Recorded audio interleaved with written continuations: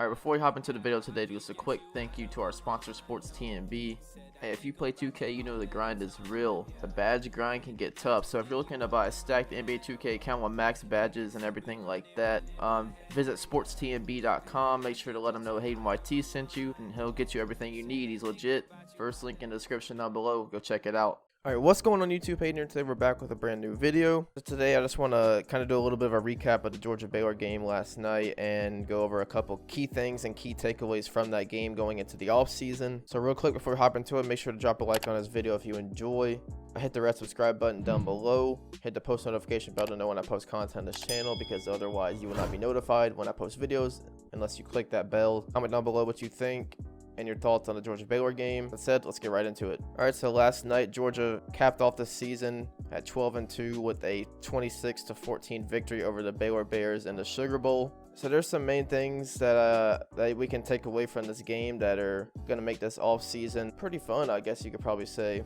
Thank God we're finishing off this season with a bowl victory, unlike last year where I guess you could say a lifeless Georgia team went out there and played against Texas and lost that Sugar Bowl game. This year was much different. You could tell these guys actually wanted to play. They played up to the Georgia football standard. They went out there, fought hard. It was just a sight to see because of the amount of players who were not playing in that game. Well, it was like 10, 15, maybe more players that weren't even playing in that game.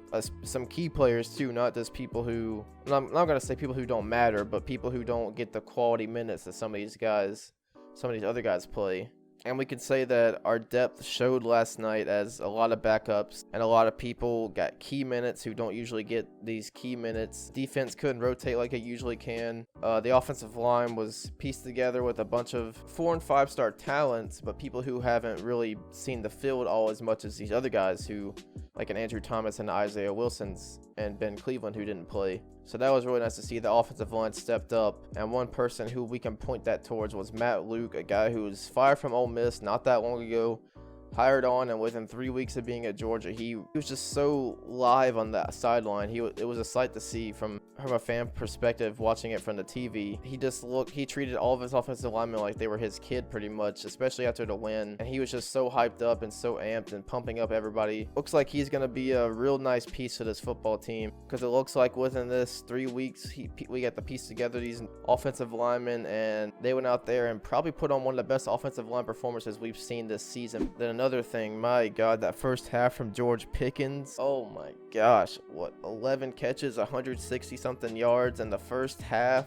He just put on a show against Baylor as we went to halftime up 19-0, and he was a huge reason why. He was the majority of our offense in that first half, and what ended up being probably one of our best offensive performances, where Jake Fromm put up 250 yards, 2 touchdowns, and completing 20 out of his 30 passes. So much better than what was the previous 5 games where he was putting up 50% completion percentage numbers. It was just so nice to see him play like the Jake Fromm that we used to see. And then Zamir White got key minutes, 18 rushes, 90 something yards. The future is bright with these young guys who got to play. We got to see that on the field, in live action. People like Zamir White, George Pickens on the defense, Lewis Sign, Nolan Smith. There's all these guys, all these young guys who are going to be coming back into the program next year and for years and for a couple more years to come. And that's what these bowl games are pretty much turned into, to kind of like a tune-up for next season. Also, people who want to play in the football game. That's one thing that Kirby made clear, that he's going to take the people who want to play.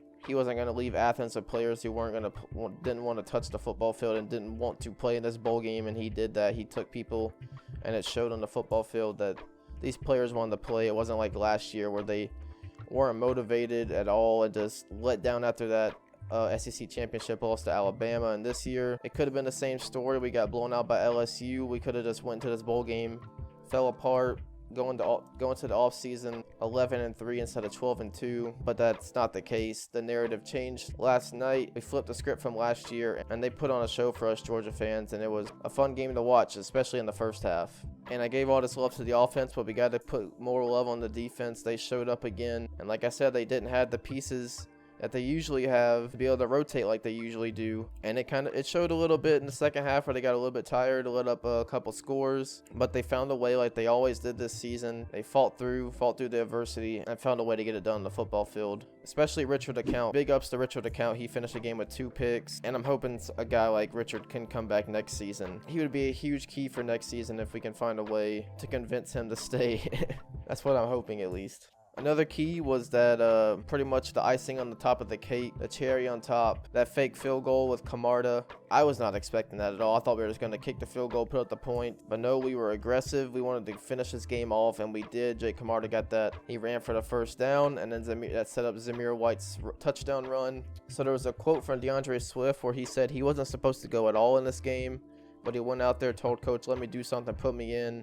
I just want to get out there and be with my team. And that's just something you got to marvel right there. A guy who wants to play. He plays for the G on his jersey. He could have easily just not went on this trip to the Sugar Bowl. Got ahead and already prepared himself and announced for the draft, but he didn't. Held off, and he's holding off his decision until after the bowl game. He hasn't announced it yet. So let's see what happens with that. Players like that who play for the G on front of the jersey and for their teammates around them. Special players like that mean so much to these football programs, not even just Georgia, every program out there that has players like this. Then another quote from Kirbys Smart after the game, where Kirbys Smart said there's a disease. So after that, Kirby was asked about the contributions from Zamir White, George Pickens, and how they can help this program going forward. And he said, to be honest with you, the future is only bright if those guys continue to work, because there's a disease that creeps in at Georgia where kids believe they're better than they are, and they read their own press clippings. And he also continued saying those kids that you just mentioned are tremendous players, but they'll only be as good as they can be if they stay as hungry as they are.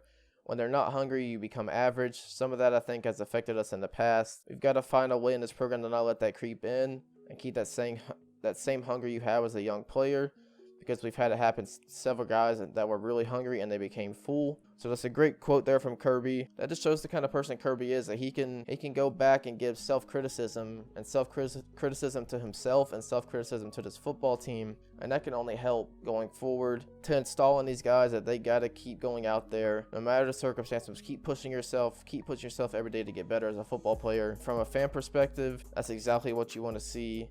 We want to see these players going out there getting better and progressing every day and helping this football program to get to the levels that we believe it can get to. So yeah, that's everything we have from the Sugar Bowl. Georgia walks away as the 2019-2020 Sugar Bowl champions. I'm coming up here soon. I got a couple video ideas. I want to do a Georgia football 2019 review. Of course, more commit breakdown videos coming soon. Then I got a couple other interesting videos that I want to get into, some more stories, and just some other interesting ideas that I have. So with that said, I hope you guys are looking forward to the videos that come out, rolling out here in this month of January. New year, got to keep pushing myself to get better, trying to get better at this commentary stuff, trying to get better video quality, better graphics, better everything, trying to improve this channel and get it to where I want it to get to. So with all that said, don't want to take up too much time rambling on. It's been Hayden. I'll see you guys next time. Peace out, everybody.